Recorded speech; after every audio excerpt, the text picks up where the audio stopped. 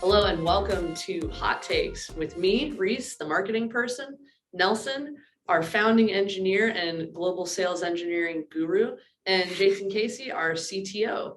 Today's hot take is a sizzling one.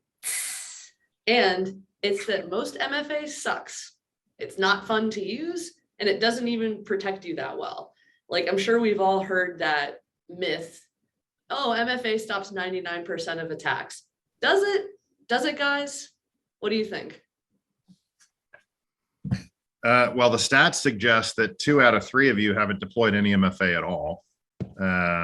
But most of you have deployed MFA have probably deployed either a push-based system, a TOTP-based system, right, where you have a rotating code, or not a rotating code, but a jumping code that you put in. Or perhaps you're using SMS magic links or email magic links, or codes being sent to your email or whatnot. And I think that what we're really kind of getting at there is all of these things are fairly trivial to phish and man-in-the-middle exploit. And we've got a demo showing how exactly that works with a couple of the common setups.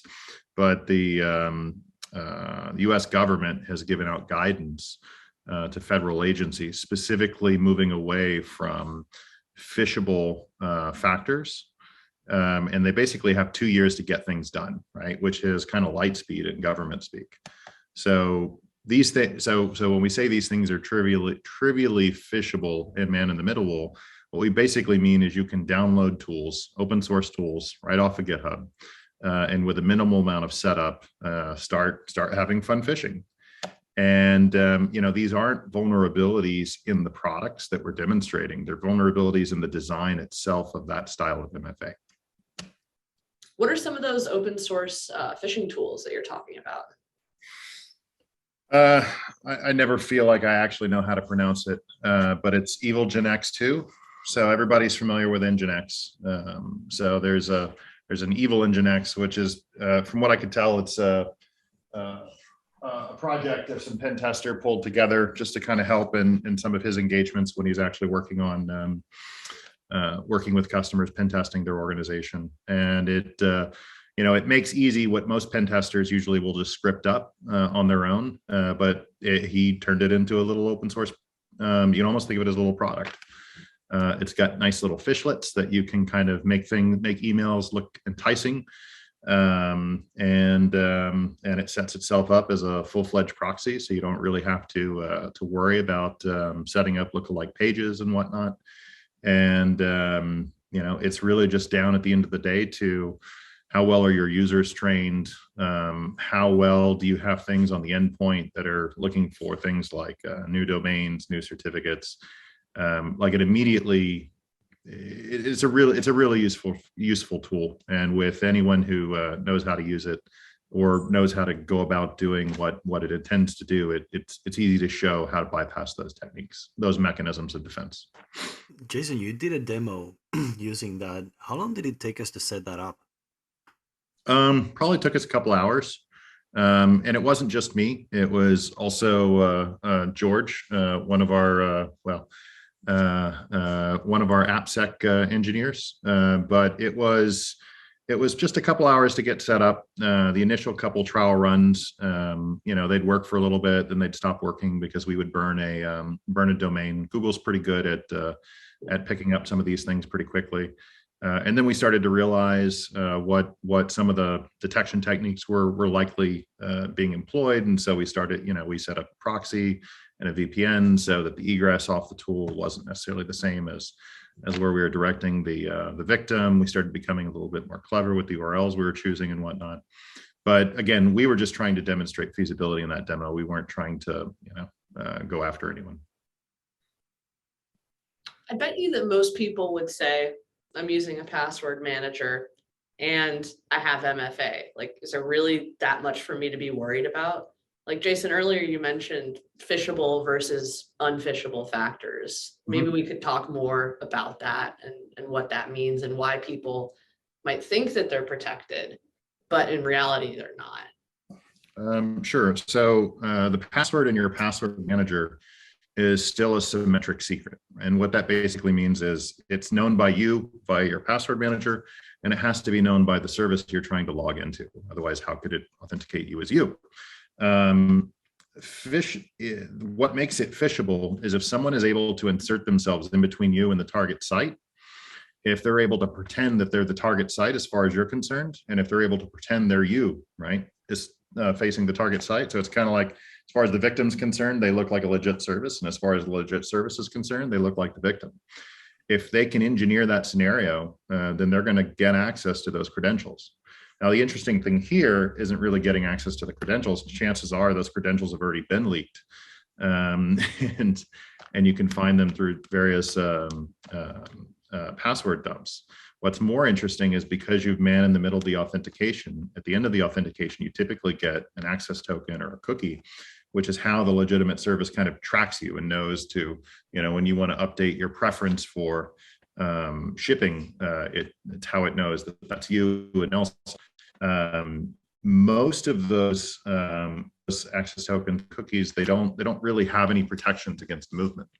So it's fairly trivial to take that token and drop it into another browser somewhere else and basically hijack the session. That's what people typically mean reference when they talk about cookie stealing. It's a pretty common technique. It was used in SolarWinds.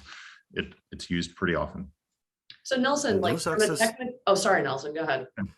So those access tokens, some of them are short-lived, but depending on what the SSO or the server system sets that up, they can be pretty long-lived, a couple days to a couple weeks. Aren't there marketplaces where you can even go buy some of those access tokens already? Somebody stole them and tried to sell them? Yeah, no, the everything is available for purchase. But one thing I would like to call out, even on a short-lived access token, it doesn't take the adversary long to use that access token and reset the primary credentials. It doesn't take long for that adversary to use that access token and set up an alternative shipping address and execute a purchase or two, right? It doesn't take long for that adversary to ... Well, how do you stop the access token from moving? There's a couple different techniques, but the biggest and most obvious one is you can integrity seal the apparent IP address of the access token. There's some other things you can do too. There's also schemes like more future schemes where you can have an access token itself that changes over time, but in a kind of a predictable cryptographic way. The biggest protection to start with here is remove the phishable nature of the problem to begin with, right? Force session binding. Force the victim and the legitimate service to verify that the session that they're both running is in fact talking to each other. Without session binding, you're always going to have a phishable / man in the middle vulnerability, regardless of what you do. I think what falls out of that too is if your authentication factors are of the more frictionless kind, you can also afford to ask the user to authenticate more. So you reduce the session length, whatever that is, because you can prompt the user more often. And I think you see that in FinServe or FinTech, right? Like when you're on a bank, when you're on a brokerage, when you're in, I don't actually trade Bitcoin, but I would assume when you're trying to do anything of high value, the service providers will basically, it's not re-authenticating the session. It's almost like they're wanting you to authenticate the transaction, right? So traditionally we authenticate sessions, and then transactions within sessions are just deemed good because we've already done our work. A lot of these services that have higher risk around transactions will actually do individual transaction authentication. So the cookie is not necessarily good enough. You want to move $10,000, you want to sell $10,000 worth of stuff, you want to buy $10,000 worth of stuff. In this moment, I need you to prove that you can authenticate successfully as Nelson or as Reese, right? So yeah, we've definitely seen that as a trend in FinTech. And we've also seen that start to get generalized in standards protocols. It's actually kind of tragic that that's no more of a trend in security architecture. Just actually prompting for higher factors whenever somebody's trying to do something risky, rather than trying to get everything at the beginning of the session. Only I can't name many, maybe only financial and high security applications that actually do that.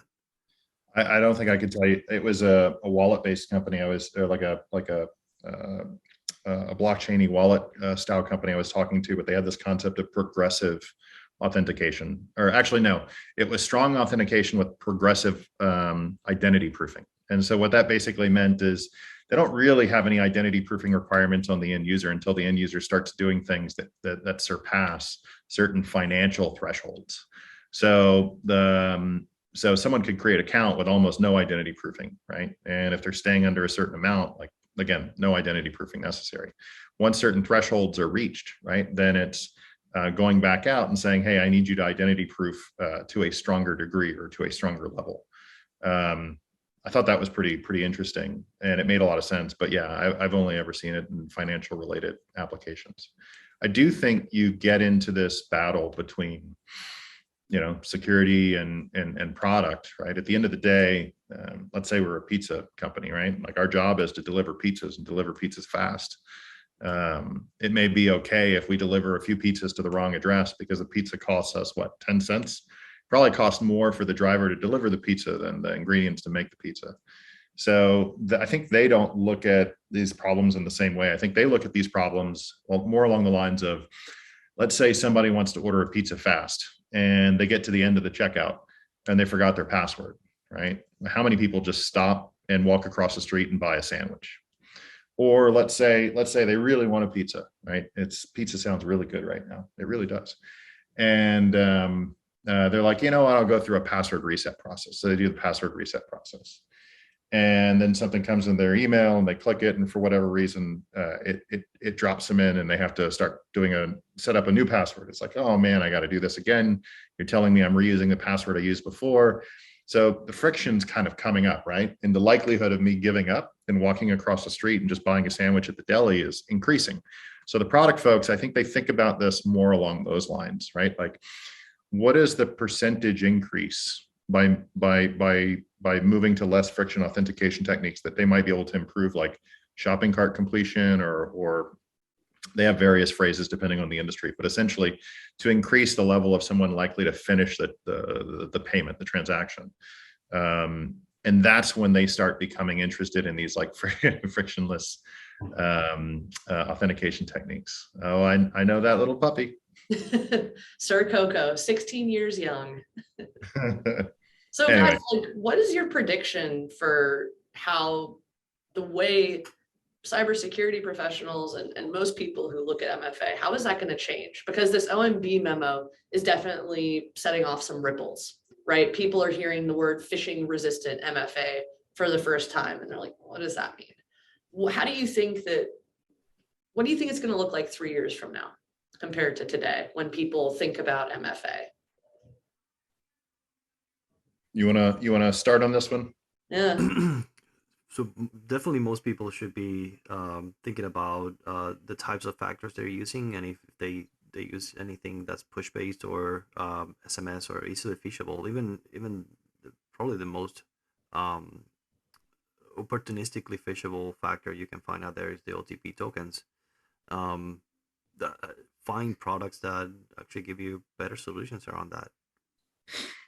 Yeah, and I would say from a technical perspective, it's all authentication solutions are going to require session binding. Without session binding, without the legit service and the victim being able to verify that they are in fact actually talking to each other, and there is no man in the middle in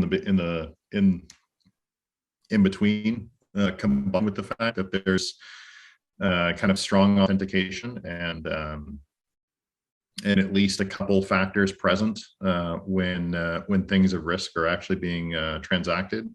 I feel like that's going to be the baseline of all authentication in the next couple of years.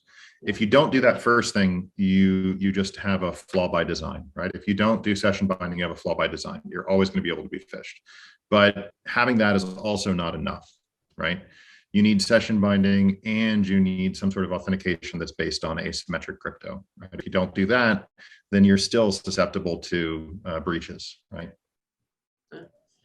We'll see how it pans out, right, guys? Well, thanks for your takes today. I'll see you next week. And if you're liking these episodes, please subscribe. We're going to be putting them out every week. Hope you enjoy them. Thanks, everybody.